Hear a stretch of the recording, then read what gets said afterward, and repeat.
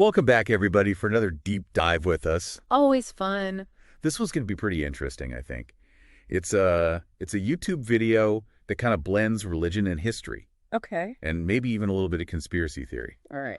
The video is called Uncovering Falsehoods, PT1, The Ineffable Name Doctrine, Why We Say the Lord instead of His name. Okay.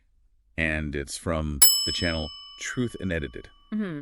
Interesting. So what's the kind of the main mystery that this video dives into? Well, it starts off with a question that I think a lot of people probably haven't even considered before, which is, why don't we actually use God's name, like his real name? Oh, that's interesting. And then it goes from there, and it dives into this whole concept of the Ineffable Name Doctrine. Right. For those of us who maybe aren't familiar with that term, could you break that down a little bit? Yeah, so the Ineffable Name Doctrine is basically the belief that God's name is too holy to be spoken out loud. And so that's why you see in a lot of Bibles, instead of the name Yahweh, it's just replaced with the title, the Lord. I see. That's interesting. You know, I've always wondered about that. Like, why is that substitution made? You know, the video claims that the name Yahweh appears in the original Hebrew Bible nearly 6,000 times. Right. So it's clearly not like a minor detail or anything. Yeah, they make a big deal out of that in the video. Yeah. And suggesting that it wasn't just some kind of stylistic choice by the translators, but that it's rooted in this theological decision. That has a very long history. Okay. Possibly even going back to the Babylonian captivity. Ah, the Babylonian captivity. Yeah. To give you some historical context, that was around the 6th century BCE when the Babylonians conquered the kingdom of Judah, and a lot of the population was exiled to Babylon. Right. And so this experience had a really profound impact on Jewish religious practices and beliefs. Right. And it wouldn't be surprising if a deep reverence, even a fear, developed around uttering the divine name in such a foreign and potentially hostile environment. That makes sense. And so the video goes on to suggest that this way of thinking, this ineffable name doctrine, was adopted by the translators of the King James Bible, which is why it's so widespread, the use of the Lord in English translations. So they're kind of saying that this tradition of avoiding God's name has been carried through centuries and languages and has kind of shaped how we understand and relate to God today. Exactly. And this is where it starts to get a little more intriguing. Okay. Because the video suggests that the ineffable name doctrine might actually be part of a larger conspiracy to suppress God's true name. Wow. Now that's a bold claim. Tell me more about that. Like what evidence do they present for this conspiracy? Well, they point to a few things. Like, for instance, they say that even the name Jesus has been altered over time. Okay. With the element Yah, which is short for Yahweh, being removed from the name. Interesting. So they're saying that furthers the connection between Jesus and the God of the Old Testament. It's a fascinating linguistic detail, for sure. We know that names hold a lot of power and meaning, both in ancient cultures and today. And changing a name even slightly, it can really shift our understanding of a person or a concept. I'm curious to hear more about how they connect this to this larger conspiracy. Well, they also bring up the word hallelujah. Okay. Which a lot of people say without even realizing it, that it literally means praise Yah. Right, right. So the video is suggesting that even in our ignorance, we're unknowingly invoking God's true name. It seems like they're making the argument that God's name, even in like fragmented or altered forms, still retains its potency and its significance, whether we're consciously aware of it or not. Right. And here's where it kind of takes a turn toward the maybe controversial. Okay. They link the ineffable name doctrine to the concept of a one-world religion and the Antichrist, suggesting that this suppression of God's name could be part of a larger scheme to usher in a new world order. It's important to note here that this is just one interpretation, and these connections are presented as possibilities, not necessarily like established facts. Right. And the video does encourage viewers to, think critically about these ideas and to do their own research. Absolutely. We are not here to endorse any particular viewpoint. Right. We're just diving into the material and seeing what's there. Yeah. Just to lay out the information. Exactly. And let people come to their own conclusions. Right. So with that said, let's move on, because the video then kind of shifts gears a little bit. Okay. And it talks about what they propose as an alternative to the ineffable name doctrine.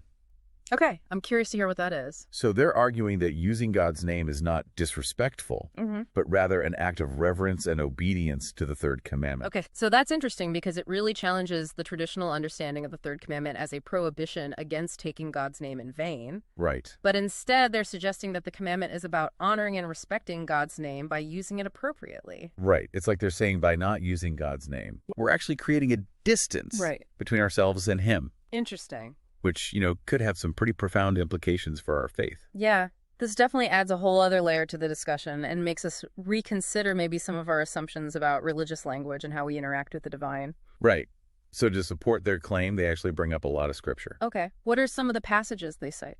They actually cite a whole bunch, like Exodus 20.7, of course. Right. But they also mention Isaiah 42.8, Psalm 34.3, Okay. Psalm 7.17, Psalm 8.9, Psalm 9.1. Wow. Psalm 31.3, Psalm 33.21, Psalm 92.1. Okay. And even Ezekiel 36.20 through 23. It sounds like they're really trying to build a case using both like direct references to Yahweh, but then also instances where Yah is used as like part of other names or titles. Right. And it's interesting because they don't just focus on individual verses. They also talk about the context. Like, for example, they point out how in a lot of those Psalms, David is specifically praising and thanking Yahweh for his deliverance and protection. Right. It's not just about saying the name. Right. It's about understanding like the relationship that name represents. Exactly. They also make a point of contrasting the way God's name is treated with how the names of pagan gods have been preserved throughout history. Like, Zeus is still Zeus no matter what language you're speaking. Right. It's almost like they're saying, well, if we can respect the names of those gods, why wouldn't we give the same respect to the God of the Bible? It's a really interesting comparison. It challenges us to examine maybe our own assumptions and biases. Like, do we unknowingly place more emphasis on the traditions of other cultures while kind of neglecting our own? And speaking of other cultures, the video also brings up the example of Islam. Okay. And how the name Allah is essentially just a title that means God in Arabic.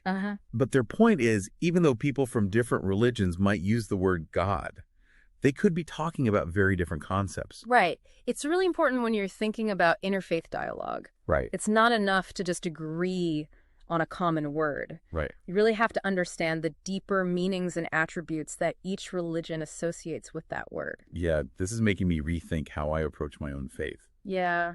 Like, if knowing and using God's name is so important, what steps can we take to kind of learn more and incorporate this knowledge? Yeah, that's the million-dollar question, isn't it? Yeah. The video doesn't necessarily provide a step-by-step guide, but it definitely encourages us to dig deeper, explore different translations of the Bible, maybe study the original Hebrew and Greek texts, and engage in thoughtful conversations with others who are kind of wrestling with these same questions. It definitely feels like this video is just a starting point for a much larger conversation. Absolutely. About how we understand and relate to the divine. I think that's the beauty of a deep dive like this. Yeah. It's not about arriving at definitive answers. It's about expanding our understanding, asking questions, and kind of embracing the ongoing journey. So we've covered a lot here. We've explored the history of the Ineffable Name Doctrine, looked at the biblical arguments for and against using God's name, even touched on interfaith dialogue. Yeah. What stands out to you as like the most significant takeaway? Well, for me, it's the emphasis on the power of names. Not just as like arbitrary labels, but as expressions of identity, relationship, even authority. The video argues that by reclaiming God's name, we're not just doing some kind of linguistic exercise. We're deepening our understanding of who God is and how he relates to us. And that has some pretty significant implications for how we live out our faith. Absolutely. This whole discussion makes me think about how even though the video focuses on the name Yahweh, there are so many other names and titles used for God throughout the Bible. Right. And each one kind of reveals a different aspect of his character or his relationship with humanity. For example, the video briefly mentions how the name Jesus is believed to have originally included the element Yah. Right. I'd be curious to learn more about that. Yeah, absolutely. And we could also look at the significance of titles like Elohim, Adonai, El Shaddai, each of which carries its own unique connotations. Right. This has really opened my eyes to Yeah. a whole new dimension of biblical interpretation and theological reflection. And it really emphasizes the importance of approaching these topics with humility, Sure. curiosity, and a willingness to learn from different perspectives. Yeah, it feels like we've just scratched the surface here. It really does. It's amazing how much depth there is to just a name. You know, it's a testament to how rich and deep religious tradition is. Yeah. I think we often take these familiar terms and concepts for granted Right. without fully appreciating the layers of meaning and history behind them. So as we wrap up this deep dive, what would you say is the most important takeaway for our listener? What do you hope they walk away with? Well, I hope this conversation has encouraged people to think critically about their own beliefs and assumptions. To not just accept what they've been taught, but to dig deeper, to ask questions, and to be open to new perspectives. I love that. It's not about blindly following any one interpretation or doctrine, but about engaging in an ongoing exploration of faith. Exactly. And I think this video, whether you agree with all of its conclusions or not, serves as a really valuable starting point for that kind of exploration. Yeah. It challenges us to reconsider the power of names, the significance of religious language, and the importance of a personal connection with the divine. It's a reminder that faith is not static. It's a journey.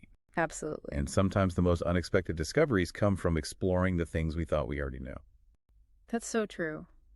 If this deep dive has sparked your curiosity, I encourage you to continue the conversation. Delve into the biblical passages we discussed, research the history of the Ineffable Name Doctrine, and just explore different perspectives on the role of names in religious experience. And maybe, just maybe, this will lead you to a deeper, more meaningful understanding of your own faith and a closer connection with God. Thank you for taking this deep dive with us. We hope it's left you with more questions than answers and a renewed sense of wonder about the mysteries of faith. Until next time, keep seeking, keep questioning, and keep diving deep.